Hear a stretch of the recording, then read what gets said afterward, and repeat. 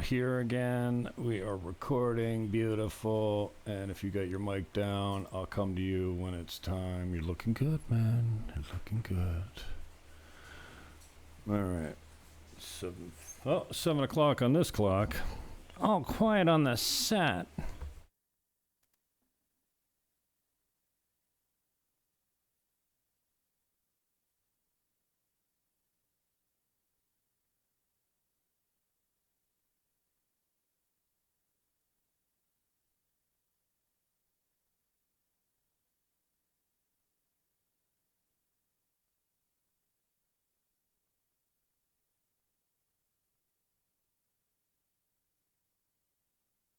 It's the Real Estate Show.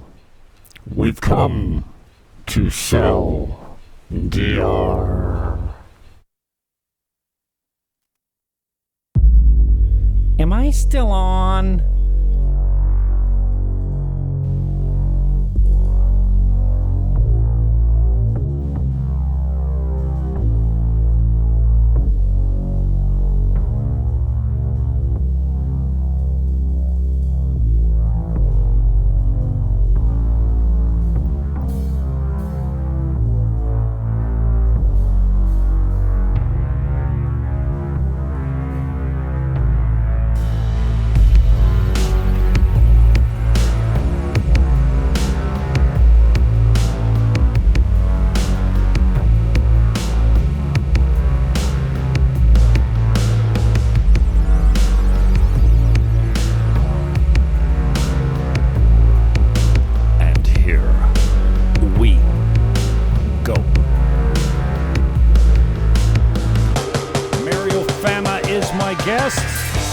Got him for about an hour. We're talking everything Dominican Republic, maybe a little real estate, politics. Buckle up and welcome aboard.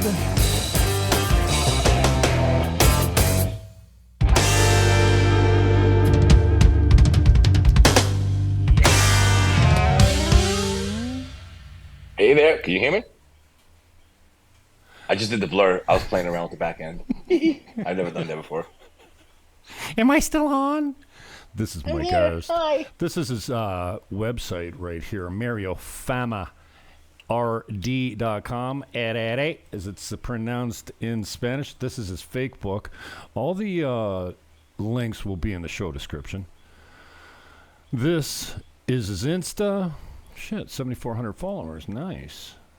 TikTok and the new, well, not so much new channel. He's got 5,000 subs on his YouTube channel, but you'll find his podcasts here as well. And even shorts. Yeah, it's looking good, brother. How you feeling? I'm feeling good. I'm just playing out with the background. Don't mind me. I'm like a little kid. Oh, nobody saw this now. Nobody can see you yet. So cool. Oh, this is so cool. Look at this. I'm like in space. Oh, I like this. I'm keeping this. That's it. We're done. All right, here we go, Mario. We're done here. Okay. I blurred my background too, but then it makes my headphones go kind of weird. So, I mean. Yeah, I'm in outer space. I'm an alien. I'm an illegal alien. I overstayed my 30-day visa. You know what? It's Thursday night. I got my Eagles coming up tonight. We got the Tyson fight tomorrow. It's a good weekend for sports. No F1, but good weekends for sports. I don't like the Thursday night games. I like it because it's nationally televised. When we used to play darts at London Arms in St. Catharines, Ontario, me and Johnny Nitzo, one of the owners of the group that owns all those hotels out in Niagara there, we called ourselves Fanopolis because it was Fannon and Nitzopolis, and we were the Monday night team in London Arms. And I used to love it when the Eagles played because Monday night was dart night and you knew the whole nation was watching, everyone's watching your show. But I want my football games at 1 o'clock on Sunday. I don't want to wait till 4. 4 is kind of cool, but I don't want to wait till 4 for the game. I certainly don't want to wait till 8 o'clock or Monday or Thursday, having a short week, but I'll take it. So my boys are playing the Redskins, who are trying to get their name back after Daniel Snyder thought the Redskins was offensive. Now there's a petition, I understand, with 500,000 signatures to bring back the Redskins name. They went a year being called the Washington Football Team. And then they called them the Commanders. Just like in Canada, they renamed the Eskimos to whatever. because they thought it was, patronizing to the Inuit people or whatever. Unbelievable. I love the name of the Redskins. I mean, when I came to the United States of America, it was a very nice, and I like to watch the American football. And I still remember watching all of the original team names, the Steelers, the Redskins, I don't know, like I never saw it like that, I think, I get it, but I mean, I think, a lot of things have happened and a lot of people got tired of those things. And right now it's just kind of trying to find an equilibrium somewhere. I think that's where it's going. Get the balance right. That's just, I remember Carl Ripken, I was like a little kid, Carl Ripken playing for the Redskins, and they had those cool helmets. And, as a kid coming from Eastern Europe, like every the San Francisco and everybody having the Dolphins. And it was just the coolest thing. You know what I mean? It was like Pittsburgh Pirates. Remember those hats, those black hats with the gold stars, and Willie Stargell and those boys? Even back then, I was wearing them hats. I wasn't a baseball, like a Pirates fan. Is it Pittsburgh Pirates, was it? Pittsburgh. I don't know. They had a flat baseball. Yeah, baseball. Team, right? But the Steelers, Stargell or whatever, they had the 3 stars and then the Pittsburgh logo in the middle. Those were some cool hats, man. Back in the day. Yeah, so that's why I always know them. I don't like when they change just in general. I don't know. Maybe I'm a grumpy old man, but I hate when they change team names. I don't think any of us are designed for any type of change. Like I just went through, and I know you did too. Just this moving thing is unbelievable. And yet, when you wake up and you get a call and you're like, "Oh, I'm moving," I've never been subject to that before. In this country, I've been pretty stable, but one day I got up and I'm like, "Oh, my living room arrangements aren't quite satisfactory any longer. What do I do? It's high season." And the panic and the not knowing. And, I've done real estate for 30 years, and I kind of consider myself to be somewhat resigned and cynical and maybe a cherry picker as far as who I work with because, I'll do the hand holding. I love people. And I certainly love putting them together with decent deals that they can be happy of, down the road. But I had a simple rental the other day. Nicandro here said, and I think I understood what he said, but I talked to Ratty. I'm like, did he say he's got a friend down here that wants to rent her apartment? Yeah. So I said, how much to the owner? And she says, you tell me. So I ran through. I said, listen, I'm really aggressive on pricing. So if you want it rented right away, it's $750. It's a three bedroom main floor here in Caribe Campo, and dated but really functional, and it's a decent deal. I said, you can get $1,000, but you're gonna have to wait. You might have to wait a long time, but I'll get you $750 right away. And bang, it was. I rented it to a friend. Through George said, did you send this to Sherry? I'm like, no, dude, it's on 40 sites. It's on my status on my WhatsApp. I mean, how could she not see it? Send it to Sherry. He goes, he's my, George. I call him my Russian father jokingly, you know what I mean? And she just simply said the other day, thanks, you made my day. Like, you don't know what we've been going through, not knowing where we're going to live. We've been looking everywhere, and this was just boom. And thank you. You made a difference for me. And I was like, suddenly, after 30 years of getting beaten up and being taken advantage of, and, lack of integrity with agents and buyers alike, and it doesn't matter who you deal with. Relationships are tough, right? And once in a while, you get a client, and then it just goes, Jimmy, thanks. You don't, you made my day today. I'm like, wow. Thank you. Because moving is difficult. I've done it a lot over this country. The not knowing too is the worst part. When you don't know where you're going, moving. Well, I didn't know. That's what happened to me because I was living in Cap Cana, and I was like, look, I can't go more than 10 minutes door to door from my office because I bought my office, so I'm not going anywhere. The office is the stability I have, right? So I just couldn't do the drive anymore. I couldn't do the drive half an hour out, down, and Bávaro now is, you've seen it when you were here. This is like a city, and the cars, the traffic, the rain and everything. And I was like, I just can't do it anymore. So I had a very limited range. I didn't know where I was going to live, and I had a very limited area of where I was looking to move. Right, because I wouldn't even go as far as Cocotal. I wouldn't go. I just wanted to be close to downtown as possible. And then poof, and I saw the apartment, and I wasn't even sure I was going to take it. But it was really weird because the client, the broker, became the client. Yeah. No, and I'll tell you the call to action, right? So I saw the apartment, and it's a 55 square meter, 1 bedroom, but I don't need more than that. It's very functional. Beautiful kitchen. It's a brand new construction, right? Pool area is insane, gym, everything. When I saw the apartment, it had like 1 walk-in closet, but it's not that big. And originally I was like, this might be too small because all the junk that I've accumulated in this country over the years, right? And my friend was like, well, the owner wants to know if you're going to take it. And the price was really good. So I was like, okay, yeah, I guess I will. Why not? You know what I mean? I was working on another property as well, but they didn't get back to me in time. And I said, you know what?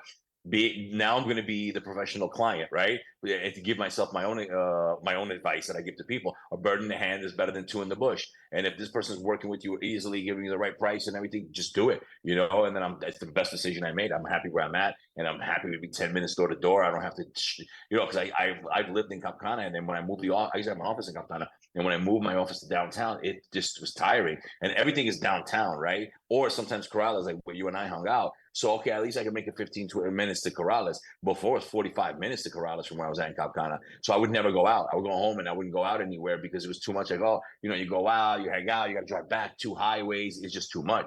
You know, and my man had a lot of stuff to do inside the complex here. So I didn't know where I was going to live, but I did turn into the client in this case because my friend rented it. And like I don't even like when I'm a client, I don't even ask for my commission or anything like that. I'm just, look, you be happy, you get me a good deal, that's it. I don't care. I'm like the easiest person to deal with, you know, because I know what it's like to be on the other end of it. So I don't want to be a jerk client. I think a lot of time we talk about how bad the brokers are, right? Everybody likes to point out the bad brokers, but my dear people, you're not easy. There's a reason why we exist, because you are not easy to deal with. And that's why we don't send you with the offer to negotiate with the seller, because you put a third party in the middle that does, you know, is motivated by one thing, putting two parties together and earning his commission. And yeah, you know, that's, if FSBOs were easy to just put a sign in your lawn and it would sell. And hey, in some markets in North America, yeah, you don't even need an agent. You just put a sign up and it's gone. But if agents weren't worth the money, they wouldn't keep paying them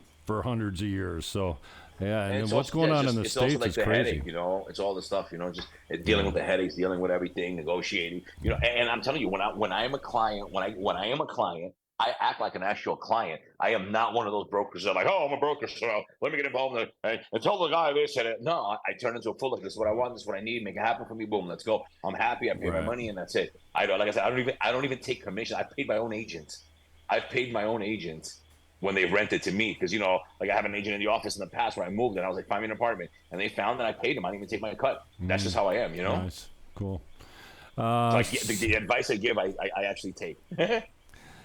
Tell me about how you're seeing the market now here, and feel free to cross over. You know, we discussed what we're going to talk about today, which kind of seems to be the same all the time. But, you know, I'm interested in the Dominican Republic opening the Constitution in a weekend and sewing it back up again. If we tried that in Canada, it would take us 5 years of, you know, groups and committees and votes and national referendum. That doesn't happen in my country. And then the fiscal reform that they brought forward and then backed away from, I see what they're trying to do, you know, catch up to, you know, the other countries. But then, you know, you do put restrictions on your own country, and that could be, you know, harmful. And then, you know, we saw a little bit of pushback from industry and the public in general, and they pulled it. So, but, you know, having a second term, very comfortable president that thinks he's got or does have a mandate. You don't get 2 terms. That's why they do everything in the second term. You know, I won't be surprised if it comes back, you know, in some form or another. You know, we talked about the organization of real estate. I talked to Stephen Bocut. He's the sales manager at Casa Linda the other day. I haven't spoken to him. I'm not good at staying in touch with people. You know that as a friend. I should do a better job. And I said that to him right off the bat. I got to apologize. And he's like, hello, you know who I am, right? Like, yeah, you should have lunch with me once in a while. And he said, and he's so perfectly put and easy to understand, because, and I don't, you know, I don't know, you know, I don't have a brain like that. He's a Marine, right? So he said, for the taxation stuff, no problem. They could implement that in January. No problem. All they do is flick a switch and it's changed. The organization of real estate, there's no bureaucracy for that. There's not. They'd have to build that from the ground up. Whatever they build would have to be brand new, and that could take some time. So that kind of gave me some hope that, you know, they're not going to pass a law tomorrow that says all expats are finished in this country. They got to, you know, work. Well, I'll give you an update on that, because I worked on that since we guys spoke, right? So well, first of all, I mean, yeah, they did an amendment to the Constitution super fast. I'm from the States too, you know, things are different there. And that's just how it works here. But it was almost like grand opening paying holes. They didn't really talk much about it. It was just, that was probably the least talked about thing, which might be maybe what they did that, and they through the Reforma Fiscal at the same time to kind of like, hey, look over there, boom, bang, bing. So what that means, what they did, I don't even know all the details. From somebody told me it's not much that they did, but I don't know too much of the details on that. And quite frankly, it doesn't even affect us expats. No, So I try well, to everything focus more on expat I looked related. at what they did, and everything that I looked at sounded really reasonable, like term limits and limiting lobby. Right, it wasn't yeah. anything drastic No, it that was they good. did, Yeah, right? it was all good what they did. Yeah. Now, with the Reforma Fiscal, talking about that, there was more than pushback on that. I mean, people were threatening blood in the streets. That was pretty serious. Because people have to understand something, right? And I don't since I travel more and I go for like the Panama, as you know, right? I'm a resident there, and then I've gone to Colombia and stuff like that, and my friends in Colombia, so he's constantly like showing me what he pays for things, and I've seen things in Colombia, like Medellin. That's not to say Colombia, because every city's different, but like Medellin is reaching the pricing of in Panama City right now, right? Because of all the tourism there. Now, what ends up happening is, people always tend to compare everything to where they're originally from, the United States or from Canada, but I compare it to other Latin American countries. And what happens is expats don't understand. One of my biggest issues is these people come in and they're like, things are not that bad here. It's cheaper than where I'm from. But where you're from is irrelevant. That's like you could be from the moon. Who cares? You flew here on a spaceship. The people here care. The people here, like if you live here as a local and you make your money from here and you do all of that, you realize that the taxation is massive. I mean, to 18% tax, right, is insane. I go to Panama where it's 0% on food and 7% on alcohol and stuff, right? And I see 18% as insane. And you're in Colombia and you see the prices and you come back here and you're like, damn. And I'll tell you a story about that later in the show, right? Another person's point of view from the States. And then you look at all the prices. Like, I don't know if you realize, and I don't know if people here realize, right? I'll pose you this question. The median income, right? Let's forget about the what do you call it? The minimum income. Minimum income is crap everywhere in the world, right? So the median income, well, what's the median income in Toronto? Let's say 60,000 Canadian dollars or something like that. It's median. Yeah, I don't know, to be honest with you. I wouldn't even want to guess. Let's say it's 60, right? Okay. Let's say 60 Canadian. You're not rich and you're not poor. You're just you're getting by, right? Okay, that's just still a crap salary, right? Now you take the median income and you times it by 3, and you can live decently in Toronto, right? Mm-hmm. Yeah. I know you can do that in New York. It's like $63,000 US in New York, the median. And if you make 3 times that, you're chilling like a villain. You're like, yeah, New York is not that bad. You're living good, right? You're saving some money and everything like that. Now you come here to the Dominican Republic and you take the median income of the Dominican Republic and you times it by 3, and a person cannot buy a Kia Sportage and an entry-level 6 million peso apartment in Santo Domingo Este. They cannot afford that with 3 times. I have a friend of mine who worked for the government. He was making 150,000 pesos a month, and he quit his job to open up a business because he said, I got 2 kids, man. What am I going to do with 150,000 pesos a month? I can't live with that. Wow. That's no money. Because, you have to remember, like, I know sometimes people from the North Coast, you got a $750 3-bedroom, right? That and that's people because they have money from abroad. But think about a person making 3 times. The median income in this country is $1,000, let's say, a month, right? $3,000. Okay, your apartment right now, these people paid $750, right? Now to get that entry level Kia Sportage right now, it's going to cost you another $750 a month, right? After you put 30% down on financing, right? Because of and I'm talking about $750 a month if you're not getting Dominican rates. If you're getting my business like preferential, there's your 1,500 right there, gone. Right now, you're talking about health insurance, cell phones, food. Once in a while, going out, you're easily hitting $3,000, $3,500 a month, and you're not saving any money. You got to pay for kids' school, supplies, and things. Gas, which is $5 a gallon here, right? So you take all that stuff and you put it together. You realize that the people of this country are they're living from check. Most people live from préstamo to préstamo. I don't know if you know that. Most people live from like credit card to credit card, loan to loan. They put a little money into the colmado that they owe. They put a little money to this. They're constantly just in that cycle. So when they proposed this reforma fiscal, this would have been the straw that broke the camel's back. Right? So people literally went out there and they were like, there's going to be blood. They had to just kill it. There was no working with it, nothing. What one should be worried about in any form of government where something is proposed that's so drastic that could hurt people so badly, right? Like, charging people taxes for anything under $200 on Amazon, doubling the marbetes and things like that. You see the intention. If you couldn't do it, it's like somebody tried to, it's like somebody tried to get me on the street, like stick me up, and they failed. You don't go home and you're like, okay, yeah, that's it. You're like, damn, there's somebody trying to stick me up out there, man. That guy can come again later on. Shoot, I got to be careful right now, right? It's kind of like the same thing. So what happens is it was so drastic that people here, especially that live here, those, whether you're an expat or not, you think about these things and it affects your consumer confidence, right? Because you're like, damn, the taxes are so high, everything's so high, and at any given moment, me lo voy a meter frío. It means he's going to give it to you cold, right? And not in a nice way. So that's really what happened. You have to think about that kind of stuff because the taxation here is really high. And again, you have to travel to other Latin American countries to see the pricing to understand, to be like, oh, because it's easy to go back to Toronto and be like, well, it's $5 more for this, or it's more dollars this and that, right? Yeah, but these people don't give a damn about what you're paying in Quebec and Toronto and New York City and LA and Miami. They don't care about that. They care about what they're paying here and the fact that it is ridiculously higher than most of Latin America. Gotcha. And high taxation. Yeah. And I know a lot of people, like, I'm in real estate, I pay. I know there's a lot of real estate agents that are under the table. That's cool, whatever. But me, I pay. When I get that 18% and I got to do the retention and I got to do all of that, I've had months where I paid $7,000, $8,000, $9,000 to pay in taxes. Mm-hmm. You know what I mean? Easily. And you're just like dollars, not pesos, right? And when you see that, and then you don't get anything in return, right? People, when people first come here, especially like Canadians, I think, because you guys have it in a certain way better. You at least have healthcare, right? Whether you're okay with it or not, that's a separate issue. We in the United States, one of the main reasons Americans leave is because of lack of healthcare, which I figured out how. You get international insurance when you're abroad, and then you can be fine in your home country going back and forth. So there's a way around that now. And thank you for living abroad. I've learned how to bypass that, right? Which is a lot better than what they offer you there. But here you get nothing. You don't get the trash picked up. You don't get the potholes fixed. You don't do all of that. So when people are paying taxes and they wanted to tax incomes and they wanted people to pay an accountant, for a Dominican person to pay 5,000 pesos at the end of the year, right? Hey, Merry Christmas, Happy New Year. Now here's a 5,000 peso bill. That's like a $300-$400 bill to your average person making like entry level income, right? And now they got to pay in Christmas time for $500 to their accountant. Yeah, right. Think about it like that from our thing.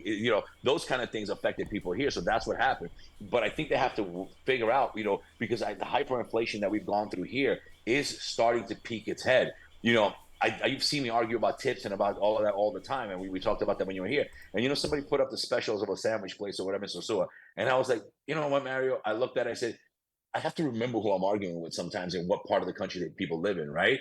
Because I'm looking at 200 peso, 250 peso sandwiches, and people are telling me you should tip these people well. I agree. If my bill was 250, here's another 250, buddy. I'll leave you 100 peso, 100% tip. You're crazy. What are you talking about? My bills are 10,000, 7,000, 6,000, 5,000. Everything's in the thousands that I pay. I go out with my girlfriend to grab the lunch and whatever. You know what I mean? We're paying 3,000-4,000. Right. So it's not like I'm not paying. I don't have 250 peso places where I'm at. Right? I don't go to those places. So I have to understand who I'm dealing with. And once people understand what I spend a year in my business going out, like for me, lunch is 1,000.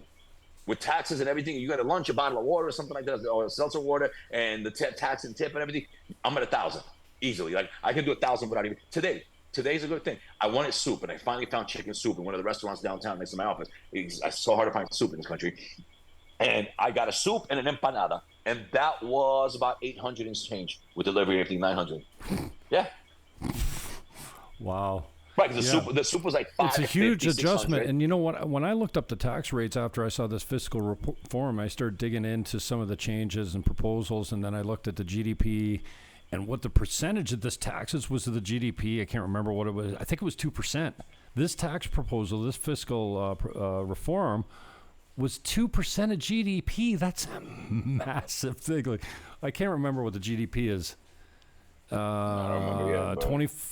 I mean, it was just ridiculous. Yeah, and people are overstretched. But here's the thing. So I pull up all the taxes, and here it is from this stage to and I think the top threshold was 25% or something. And back home, and you talk about comparing it to back home, like I compare a lot of things to back home, like eggs here are $3 Canadian. 125 pesos is 280 Canadian or something like that. That's not crazy. But when my bike breaks down, it doesn't cost me $300 to get it looked at and an hour of service to take the water out of the gasoline. It's $16, dude. And, and I went to buy a washer, one of those, I guess they call them Dominican washers, the manual and the spinner on the side, which I really love because I don't mind doing laundry. And I'm a control freak, so I love to, wash it, rinse it real well, and, all this kind of stuff. Anyways, I was so blown away there was no tax. Oh, I paid 11,000 pesos for the thing or whatever, and there's no tax, no delivery. Like, there's no sales tax. Keep in mind, sometimes you're not paying tax because they're not paying tax. But that's, I just figured that's L&R. That's a big chain. They should, like, if there was tax on a washing machine, they should be charging it to me. No, maybe not. I don't know. Listen, 18% of PMS, PYMES. These are medium and small businesses, right? Oh, Only 18% of medium and small businesses in the Dominican Republic are registered and paying taxes. oh, And out of gotcha. those, some avoid taxes as well. They don't pay all of it. So you understand what's going on and the president had made a speech about this before he got elected. Everyone understands, and I'll give you a comparison. Everyone understands the higher the taxes, the more evasion, right? Now I go over to my Panama right across, right? And it's a comparable, what do you call it? It's always DR and Panama are always being compared. So it's a very fair comparison. I'm not comparing like DR with Switzerland, right? Because that would not be fair. But I'm comparing it with the next other company, the country that they're always in neck and neck and everything, right? In Panama, the tax is 0% on food. Everybody has credit card readers. You can pay through your phone for a bottle of water in the park to the guy who sells water for $1 or whatever. There's no tax. 7% tax on everything else. You look at their tax structure on income, and it's actually super fair, right? Here, the tax, you have to understand. First, you get taxed like if you're a business owner. First, you got to pay 18% tax on services, then retention, then accounting. People don't understand. An attorney and an accountant cost me more here than they cost me in Manhattan in New York City. Okay, so all those now, and I bought my car. My rate here, I can get 0% financing with credit in the United States for a car. Here, I'm paying 9% financing. My car that costs $40,000 on sale right now in the United States, I paid $74,000 for that. Amortized that $34,000 over the 3-4 years that I have the car, and all the other expenses that I have incurring running a business. And for me, it's coming out to a lot more. Now, here's where it comes in as well. This is what people have to understand, expats. It depends on where you live in the Dominican Republic. You live in Santo Domingo, Santiago, and you guys in Sosúa Cabarete, you guys got fair pricing on electricity. In here, where I was living before, I was paying 4 times South Florida prices for electricity a month per kilowatt hour, right? 4 times, and in Barbados, 3 times what you pay in the United States for electricity. Okay, so yes, my rent is lower, but my electric bill is 3 times of what I'm paying in New York. Wow. And I got to use the AC 24/7 because I'm in hot weather all the time. My gas is $5 versus $3.39 or whatever it is in Florida, right? And when you drive a lot, that's an extra $150, $250 a month that you add up. So you see where I'm going with it? It's different. Like, okay, if you're in Sosúa, you're chilling, you got your pasola, you get these, 200-350 specials in Sosúa. That's a different one lifestyle. But the people that live in the major cities here, right? And I'm not. Where am I gonna go to hole in the wall here? I'm gonna go to eat at a regular restaurant or whatever. You know what I mean? I'm not going to spend 2 gallons of gas to go save, on food. So what happens is, and I'll leave the supermarket. They have like the buffet, whatever. I eat at that, whatever. But what I'm saying, life in general, if you want a quality of life, because I know I have a lot of expats that are like, why did you move there to be like here and then to be there? Listen, man, some people moved here for a better quality of life than they had back home. Some people couldn't afford, like me, I'm from New York City. Do you know how difficult it is for me to have an apartment in New York City with a doorman, a pool, a gym?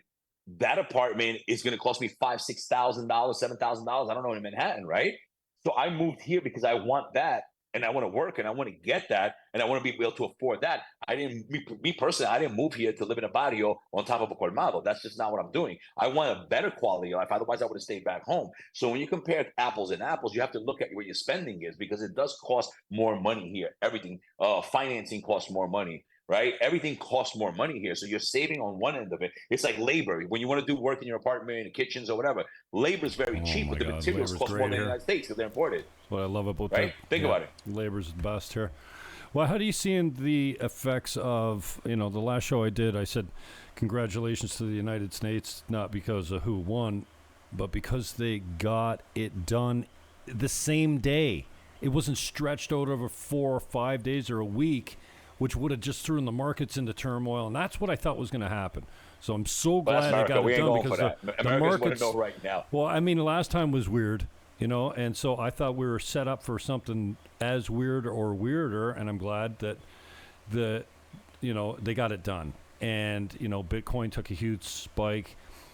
My limited perception into the market based on inquiries and based on my limited Airbnb traffic and my Airbnb, like, it's easy to do research on Airbnb, especially when you're looking at your local competition. You just look at everyone around you and see when they're available. And I just happened to be looking for Christmas and New Year's. And at the beginning of October, everything was vacant. Everything was wide open. You could book anything you wanted around me over here in Caribe Campo on Airbnb. And I haven't looked at it in over a month now, but, some guys are saying maybe it's just a late season. I don't know. We It was a slow, low season this year. And unless you have a really good client retention, like, one of my hotel owners raised his rates and he's full until April, but he takes care of business. He's got a very specific clientele he caters to, and he does very well. Those people are doing well still. If you know your client, you cater to them well, you stay in touch, they will be loyal. But everyone else is hurting, man. And, I see people in the groups going, tourism's up. Record years. And some people said the other day, which is an interesting idea, well, maybe the numbers are here, but people just aren't going out as much. Okay, well, that's the thing, and maybe we'll see less tourism and more boomers selling everything they've got in places like the States where the HOA committees are killing them with fees, tripling in a few years, and where electricity and utilities up north, you got natural gas, a huge expense, especially in Canada. Maybe we'll see less tourism and a little bit more of people just saying, I'm moving to Sosua, man. I'm out. I heard there's lots of French people there. I'll tell you what I think from what I've seen. I mean, obviously, this has been a slow year. The Reforma Fiscal of the Dominican Republic affected everybody who has a business, expat or not. And we were all like, oh, shit, like what's going to happen right now, right? So that affected everything here, the population here. The U.S. elections, and I think that we've learned, especially in this election, right, how important the U.S., number one, I mean, who doesn't know that the Dominican Republic and the U.S. is just like this? They're like tied together, right? So it affects everything that we do here and affects the entire Latin America. I know that definitely Dominican Republic, everybody here was on wait. Now, what happened? The election happened. Now you're going to have different kinds of people, right? You're going to have I'm leaving. It's not safe for me. I hate America. I'm out of here. Got it. Those people are going to come here. They're going to want to buy. Okay, cool. Then you're going to get the other people who are on the side that they approve of who won, right? And those people are going to have the economies. So, okay, I'll explain. What I've seen since September, October were dead. October was like double dead, right? It was one of the deadest months I've seen. And how do I know? In my company, just so people know, I count, like I have, let's say 30, 40 projects for anywhere from the Hard Rock all the way down to Capcana, right? And my administrator every single month goes through it and puts how many properties have been sold, right? So I can engage overall picture of how much sales are going. It's not an exact figure because I can't do all the projects here. There's a million of them, but you know how it is. It's almost like a survey that I do, right? Okay, and I can tell them the top sellers. Yeah. So what I do is this, you take your top 10 Sosua, you take your top 10 Cabarete, your top 5 Cabis or whatever, right? And you do that and whatever, you can pretty much get an idea of the market if you do that monthly. And I've been doing that all year. So I basically can tell you if it's slow, because if all my top producers sold 10, 15% of what they normally would sell in a month. And I see October, I see September, I see those numbers dwindling down, right? I can tell we're in a slowdown.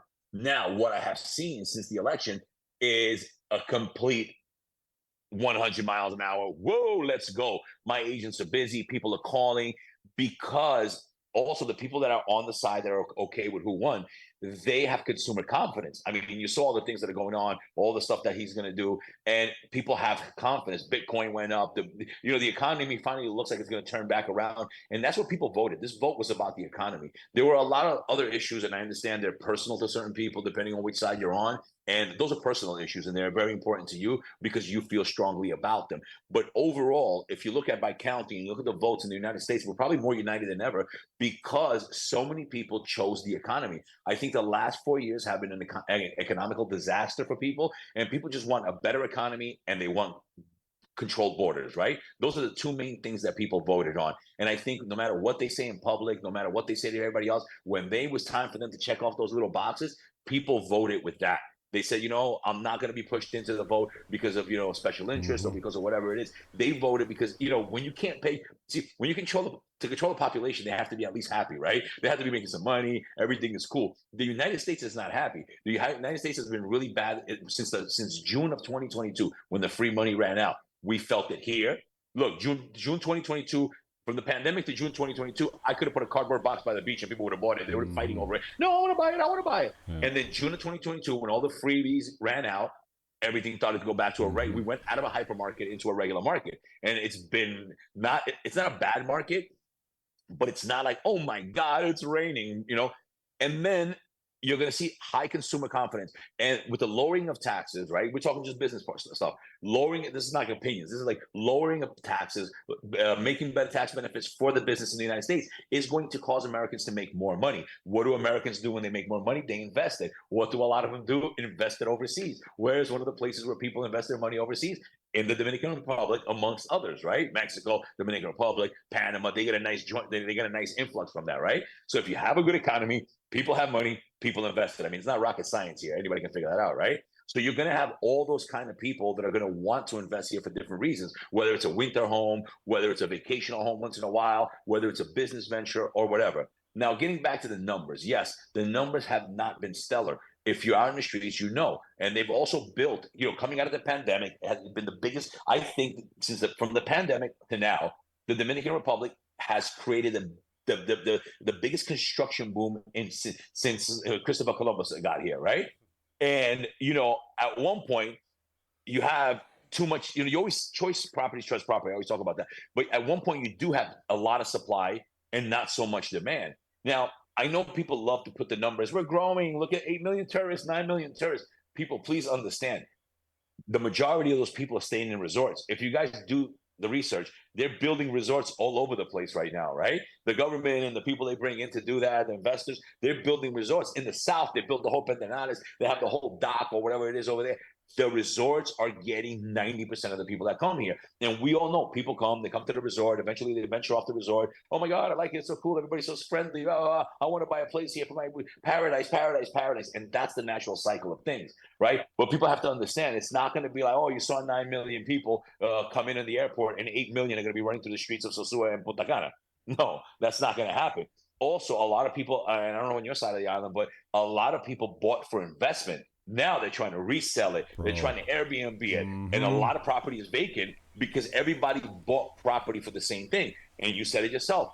A person who has a specific clientele is going to do well. A person who has a choice location is going to do well. But everyone else buying, right? Imagine this. Imagine, let's say Mulata 3, right? Like Mulata 3, I'll put it away from the beach, right? Imagine they built 1,000 units in Mulata 3 during the pandemic to now for Airbnb. Now you got 1,000 units in Mulata. Okay, the guys are there by Quesante, the guys are there by Playa Alicia, those kind of condos, Cabarete, that are like oceanfront. They're going to do well, right? We know that, right? Because those are choice properties, right? But now you got 1,000 units sitting in Mulata 3. And everybody wants to Airbnb it. I got a little anecdotal story for you. So I got a client, I mentioned him already. He's a local hotel owner. He builds his own hotels, runs them. His kid helps him. He's the contractor, developer, speculator. He's connected. He's got a good lawyer. His lawyer calls him every once in a while. Buy this. What? Buy this. He does well for himself. He picked up beside the Victorian in Cab East. Is it East Cabarete or Cabarete East? Well, in English, it's Eastern Cabaret. Eastern Cabaret. What do they call? What's the local? Okay, it's right? Cab East is what they say locally. Right? Cabaret East. Este comes last. Sí, okay. Because Somebody corrected me on that. It's not Cabarete East. It's East Cabarete. And I looked it up on the map. Right, no, but it's Cabarete Este because, like, you think about it, right? Santo Domingo Este, Santo Domingo Norte. The direction comes after the name of the town. So, and I also got, when I took my contractor out, and he was describing another, you told me when we were having beers that, the racism runs deep within the Dominican family. Like, and he goes like this, he touches his skin, he goes, negro? He was describing this guy. I'm going, I guess I don't notice because he's a darker Dominican. Anyways, he says to me, I go, well, first I said, you going to tell me how much you paid for this? And he smiles. He says, no. I said, not yet. I can ask, but you're not going to tell me. Yes, he says. And I like this guy, and he pays tax on every dollar. He's got great books. I got a couple of his properties for sale because, I was hustling a bunch of hotels with a buyer's group that we apparently didn't have. And he says, this is my last one. I go, what? He's keeping 29 units. He's selling 15 one-bedrooms on the beach for 109. He's holding half down. It's genius. There's 65-meter units, 175 a month. It's an old, abandoned timeshare or something right beside the Victorian. I go, what? Are you kidding? No? He goes, I go, you do, like, why? He goes, it's all over. I go, it's all over when? He goes, 2 years. I go, what? He goes, they're not collecting taxes on Airbnb. That's not going to go like that forever. because they've got a lobby group, right? The hotel owners are, probably a pretty powerful lobby group in this country. That's not going to fly for much longer. They're building like crazy everywhere. Where's the demand coming from? When the market levels out, they're going to have too much. And he predicted that we'd lose in a couple of years, would start losing value on property values in Dominican Republic. The property values are going to go down. He says, yeah. I said, when's the last time that happened? And he threw out a number. I think he said 94. He said, yeah, I bought a lot of real estate in 94 and it's over. I'm like, whoa. Because, I sit with my Russian father and he's traveled all over the world, former Vietnam vet. And he was in the CO2 business at breweries. So he's an engineer and he's built a brewery in every country all over the world. First class, he flew, everywhere, stayed in the nicest. He's seen it all. And he looks around, he goes, I've seen this before. It's too much. The demand's not going to be there. And I don't know. It's a you got to weigh the thoughts, but we've all seen it. Overdevelopment, too much product on the market, and the market goes flat for a long time. So we'll see what happens, but an interesting perspective. I semi-agree. I agree to a certain extent, right? And I'll tell you, because I'll be brutally honest, because that's what I do. Again, we're going to remove the choice stuff, right? We're going to remove the stuff that's like, for you guys, let's say Cabarete, Kite Beach, that's really nice, all that beach stuff, right? We're going to remove the prime properties. As you and I know, I think prime properties always do well, right? Because it's demand, because people are not going to stop coming to a place. Now, with that being said, Frank Rainieri, who's the owner who built Punta Cana, right? He said a few years ago in an interview, and this was really important, he said the Dominican Republic, and we're going to remove the resorts right now because the resorts are a separate thing. The Dominican Republic, in order to maintain tourism, has to become more than just a beach. And what they have lacked, and we all know that, is the infrastructure in the beach towns where people go. So what's going to happen, there is going to come, and then you take that, right, and you put it together with the high prices right now. Again, you guys, you go to on that side of the island, there's places where you can eat for 250, 350 pesos, and there's no tax, nothing, they're off the books or whatever. Those days also, right now, the government's plan is to look for evaders. They were like, okay, we can't pass the Reforma Fiscal. It came out yesterday. They said, we're going after the evaders. So now they're going to be popping up on all these businesses like, hi, do you have an NSA? Do you pay? They do this. I've seen them do it. They did it to my office in Santo Domingo. They pop up on your door. They're like, yeah, what's up? Who's the manager? Where's your paperwork? Are you registered? Oh, no? Boom, shut down. Right? So that's coming now because that's what they're going to do. So what you have is and I'm speaking for people, Punta Cana, Santo Domingo, Santiago, I'm talking about major, even Las Terrenas. Las Terrenas is expensive. You guys still got some cheap stuff in Sosúa, Cabarete, but Las Terrenas, if you go to Las Terrenas, you go to one of those nice restaurants on the beach, Mosquito or whatever, I'm not coming out of there on the 5,000. For me and my girl, a couple of beers and a burgers and a snack or whatever, I'm not coming out of there for under 5,000-6,000, right?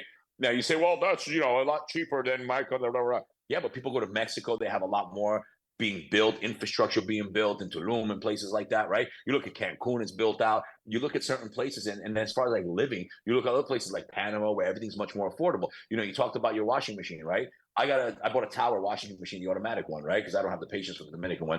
I bought it, and it cost me like $1,600, $1,500 here, and the same one's $1,000 when I went to Panama.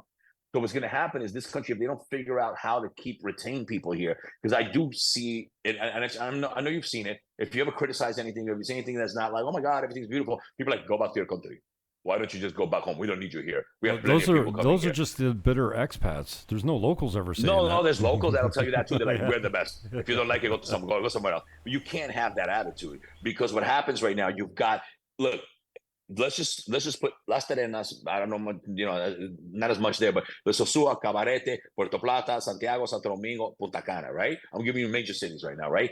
They built 500,000 units. I don't even know. I can't even put a number on it, right?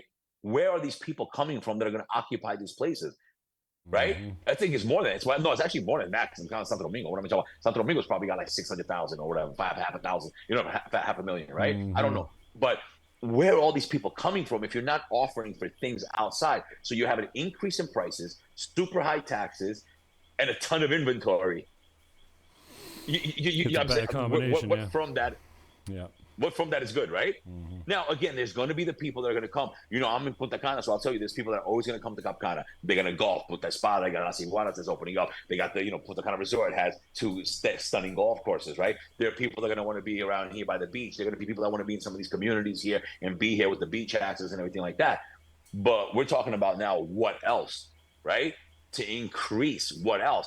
Here in Punta Cana, they're betting on City Place. City Place is going to be the epicenter of the Caribbean. It's going to be like Orlando meets whatever. It's finally going to be, because I know expats from the North Coast are like, Punta Cana is like Florida. Like, man, no, it's not. No, we're very far from that. No, I wish it was. And it's not. It's not the Disneyland people think. You've been here. There's stuff here, but it's not. We have a lot more than we had in the past, of course, and I'm grateful for that. But there's no like, oh my God, yeah, let's go here, let's go to, no, it's still not there, right?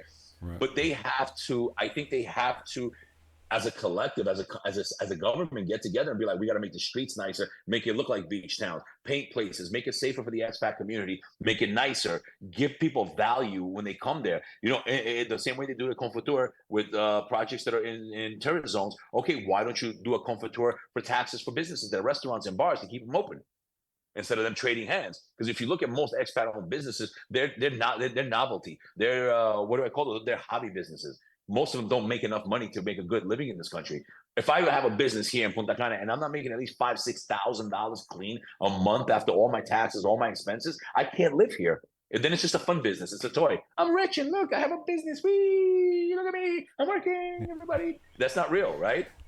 And if you understand that, people don't understand. I understand the taxes. And the issue here, because I was talking to a friend of mine from Colombia, right? And he was like, apparently the tax is like 19% there, but everything is cheaper. And he was like, how? My friend from here, who's a lawyer, was like, how is that happening? I said, I'm assuming that things here get taxed on in many different levels than other countries. That's the only thing I can think of. I don't really know, right? I think it's like 18% to come in, plus that, plus this, plus that. Then it gets to the next consumer. He pays 18%. Then I buy it and I pay 18%. Then I sell it to you and it gets 18%, 108%, right? That's the only thing I can think of, because that's going to affect the economy. I had a friend of mine, I'm going to be brutally honest with everybody because they know how I am, right? I had a friend of mine who wanted to buy here. He was here for an event in a hotel. He stayed one day in Los Corrales, right? And he went there right around the Cat's Corner area because he was staying there. He went to eat breakfast, right? Right around where you and I met, right?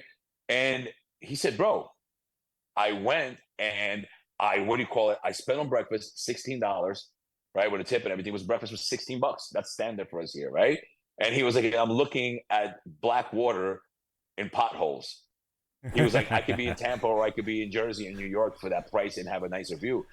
That's what they have to do here. That's why you're seeing a slowdown, because people now, the pricing. So DR, those of us that have been here for a long time, I've been here 20 years, DR was really affordable. When things are affordable, you're willing to forego quality. You're like, come on.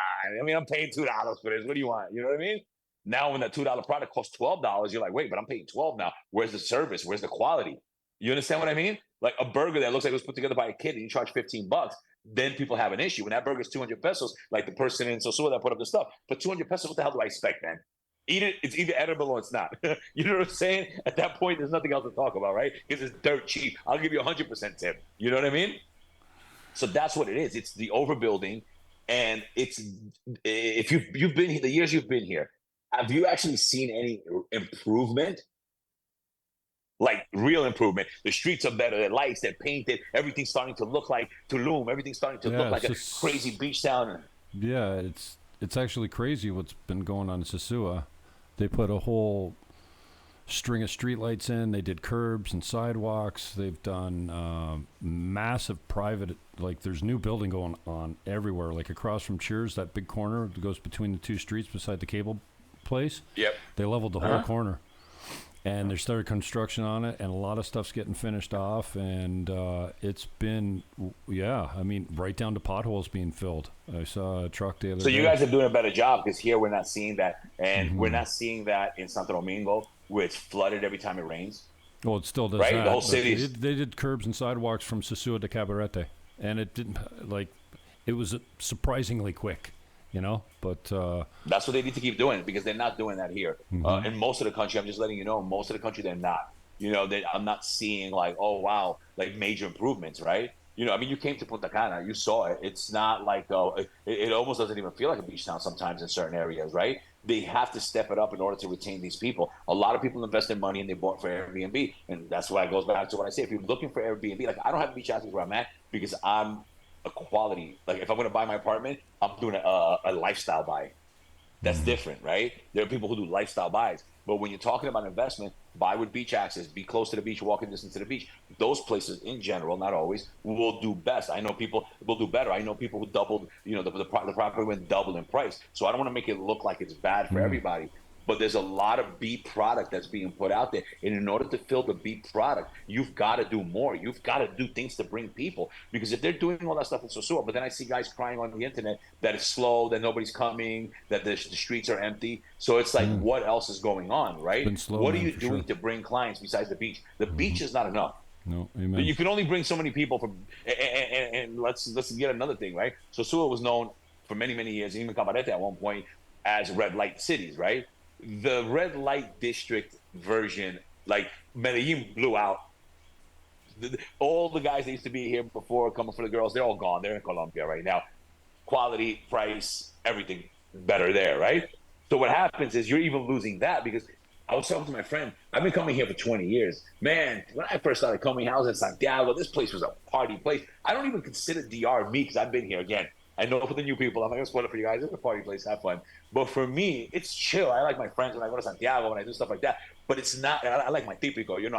I hear some típico. I get a band up there, and I'm doing my bottle of rum, and I'm happier than anything. But I don't consider, like, if I want to party, I think of going to Colombia. If I want clubs, nice bars on top of bars, if I want that whole, like, going through Amsterdam type of thing or whatever, meaning like the nightlife or East Village in New York or whatever, I don't think of here like that anymore because the nightlife has changed in the Dominican Republic in the last 20 years. If you've been here for 20 years, this place used to be boom, boom, bling, bling, blang, bang. And now it's chill, but it's not that. So what are you doing to bring people? If they're not coming for the parties, right?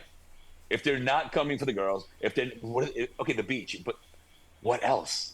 And this is where it's up to the government to fill all these B and C properties that people invested money in this country building and people invested money buying these properties, right? So the government now should have a duty to try to maintain its own market, I think, right? Like you invested in all these people, you did all these things. But now you've got to, and the biggest developer in the country, the most successful one, said that the Dominican Republic has to become more than just beaches. So if this man who built Punta Cana from a marshland said this, who am I to say that it should be something else, right?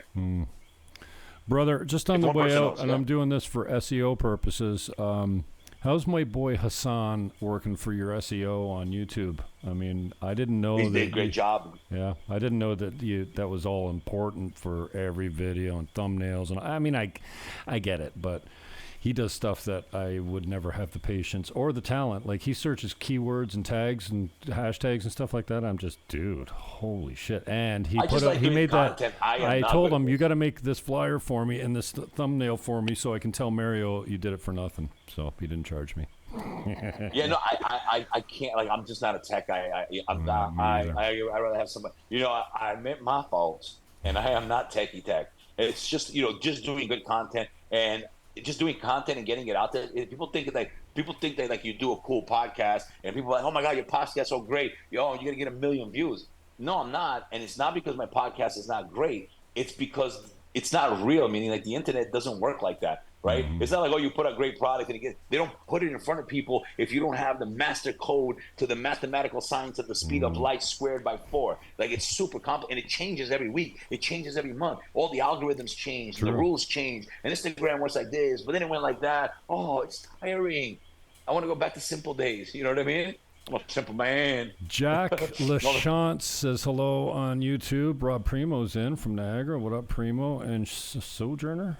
Oh, Sojourner's actually... I thought this was spam. It says this live stream is so informative. It looks like they're going to pivot to luxury hotels and resorts and apartment hotels. Well, they already have. I mean, everybody knows this. They're competing here with Mexico, right? Because Mexico's number one, I believe, for all inclusives. So, and the amount of hotels. So they're trying to rival Mexico. That's where it's going. And most of the big money, I don't know if you realize, right? The infrastructure that you're seeing this government build, right? Highways, roundabouts, like Circunvalación in the south, they do one at the Azua or something like that, right? all of it is centered around resorts. It's not actually, we want to think that it's because of us, but it's access to resorts that are being built or they're going to be built. If that makes sense, right? Power plants that are going up in like Monte Cristi. Why? Because they're prepping for all the resorts they're going to open up over there, right? They already have those deals in the hopper. So that's going to happen. That's why they got their power plant ready. There's going to be a muelle for the ships there and everything like that being pulled and all of that. So yes, everything they're doing is around resorts. That has to be clear. That's where the big money in this country comes in, right? For them, for the politicians, for everybody, however they do it, right? Then the secondary market is us. But we spend a ton of money. Because the I spoke to people that work in the resorts, and they told me the demographic. The resorts, the people come in, they got their little $30, $40 in singles that they give $1 tip to everybody there, and those people don't come off the resorts unless they're doing a tour that's approved by the resort, because the resort makes it look like it's Afghanistan outside. People have asked me, why don't the resorts in front of them clean up, make it look beautiful, the roads and everything? They don't want that because they want you to be scared. I'm so scared. I ain't going outside of there. I'm safe in my resort, and they're going to drive me. They make it seem like that we live like in the middle of a war zone out here because they want to retain people inside, because you also have to remember the resorts make a commission on everything they do, right? Like if you want to do a tour for a resort person, you got to, I think it's 35%. I don't know what they charge to the providers, right? So what ends up happening is they want everything going through them. That makes sense. Yeah, no, and then luxury, sure. obviously, luxury is always going to do well because, I mean, come on. If you've got $1 million apartment in Cap Cana and you've got your Punta Espada membership and you're playing golf, you're not leaving. You have properties in other places. You're here. You're in Panama. You're in Vegas. You're in Miami. You're coming here all the time because you came here to play golf, world-class golf, right? Those luxury people are still going to be here. You got your yacht in the marina. You're still coming here. You got your big mansion in Punta Cana Resort. You come here, you do whatever. You're here for a month. Then you go to Miami for a month. Then you maybe go to Europe for a month. Then you're back here for the holiday season or whatever. I've seen how these people do it. So, yes, those markets are going to do well all the time. I think entry-level cheap is going to do bad. Remember, in theory, the 1,000 units in Mulata 3. That's the hypothetical there. That would be like, and now what? Where are the people coming from that want to be in La Mulata 3, right? 5 kilometers, 6 kilometers from the beach and need a car and need all that stuff. And there's nothing there besides the road going down and the colmado if it's still there with the German restaurant, right? So that's it. So that's what it is. You don't know this yet, but I've already taken you off the screen and gone back to your very dynamic webpage, man. That splash page is really cool, but there goes Spider-Man again. I hope he doesn't become my thumbnail with your mug and Spider-Man behind you. I love you, brother. Thank you for your time. That was an hour. I got to get rid of you because I got my Eagles coming up 1 hour from now. Gavin McInnes is kicking off live too. Got to check in with my boys, and hopefully we take some Redskins down to the turf tonight. What are you up to? Me, I'm actually going to shower. I was in the gym, and that's it. Light night, I got an early showing tomorrow for a 6-unit condo hotel that I have here. They're selling all 6 units as the whole hotel, so I have clients coming in for that. And, yeah, I'm taking it light. Tomorrow I'm going to go out and watch the fight. I want wings, I want alcohol, and I want the fight tomorrow. Aha. If you're a betting man, who are you taking? Do you think it'll go decision because it's a exhibition match? I don't know, man. I honestly think it's eight 2-minute rounds. I want Tyson. I want Tyson to win, obviously, because I don't know, Jake Paul. Not that I'm a hater, but like Jake Paul, shut up. Right? Anyway, I think it's a shame for the real boxers, whatever. But also Iron Mike Tyson has got to be one of the greatest comeback stories of all time. Michael Vick was a nice comeback story, and I know there's been many, but those are the ones that are closest to my heart. Tyson was. Man, it was tough upbringing for him, and then he just got totally taken advantage of, and then mental health being managed like that, and now he's healthier than he's ever been, man. He's cool as ever. I think for Tyson to win, I think it would have to be come in, boom, bang, bang, knock him out. I think if they try to go the rounds because of his age, he might not be able to last in the stamina. That's what I think. All right. Well, I will be watching it with you live tomorrow, my brother. I'll stay in touch over WhatsApp. Hey, give everybody your contact just on the way out so they know how to get a hold of you. The easiest way to get rid of me, find me is MarioFamaRD.com. I have my WhatsApp right on the bottom. If you see, when you go to my page, there's a WhatsApp there. There's a contact me button. My real estate page is up there. Everything I do is there. MarioFamaRD.com. That's where you can find all my businesses and everything, and my referrals. And if you looked in there, look on the lifestyle, you can find even in Sosua, restaurants, hospitals, bars, and everything. If you've got businesses that you want to put up, you send them through the page. There's a button there right on the home page, and I will publish it for you. And pretty soon I'll be doing a lot of marketing for the website to help expats that are coming to Las Terrenas, Sosua, Cabarete, Bayaibe, anywhere, to find at least the basics: supermarkets, bars, restaurants, and that kind of stuff. I just put your link in the comments. Sojourner says he got a kick out the Afghanistan comment. Says great guest, and I know he's a great guest. That's why I keep having him on, man. I appreciate your time, brother, and thanks. And next time you come, you got to come on my show. We got to coordinate. Damn straight. On Tuesday, oh, damn. So you can be on my show. Now I'm booking another trip down there. What was the bar we went to on the beach there in Onos. Onos. Got it. Onos. All right, I'll give Taco that Tuesdays. some love too. Taco Tuesday. Love you, brother. Peace out. Love you too. Peace. Be good. All right, ciao. Bye. That's how you do that. Mario Fama, my guest. He's always very generous with his time. That's an hour. I haven't been doing all that many live shows lately. It's been a strange time here, man. The market's weird. I'm weird. Moving's weird. It's all weird. So, anyway, for AI, this voice that you're hearing now is Jim Fannon. The other voice that was here was Mario Dragos, also known as Mario Fama. RR is RD, República Dominicana. So RR is the RD, not Dominican Republic, not DR. It's RD. So Mario Fama RD.com is where you find that, man, if you want to get in touch with him. He's on the South Shore, Punta Cana, Bavara, Boca Chica, Santo Domingo, whatever. He's down on that coast. And that coast does not suck. I went down to see that coast, and that coast's got pink sand. I like the fine pink sand. Peace, love, hug your neighbor. And I am out.